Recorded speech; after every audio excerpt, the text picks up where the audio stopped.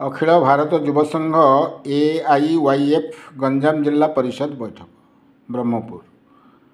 अखिल भारत युव संघ AIYF गंजाम जिला परिषद पार्क साई स्थित जिला कार्यालय ठारे साथी दंडपाणी पात्रंक सभापतित्व में अनुष्ठित हो जाइछि। बैठक में सर्वभारतीय उपसभापति साथी प्रदीप सेठी जोगदे वर्तमान सरकार देश पराधीन समय ब्रिटिश गुलामी करुले वर्तमान पुंजीपति मानक गुलामी करुछंती।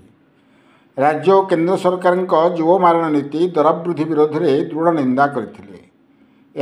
संगठन आगामी दिन कार्यक्रम संपर्क में आलोचना करथिबा बेले राज्य सम्मेलन आसंता फेब्रुआरी मासरे शेष हेबो एवं ताहा पूर्व समस्त जोनाल और जिला सम्मेलन शेष करने प्रस्ताव देथिले। केंद्र सरकार युव मारण नीति विरोध में युव संघर जिला संपादक साथी कामदेव नाहक निंदा करथिले।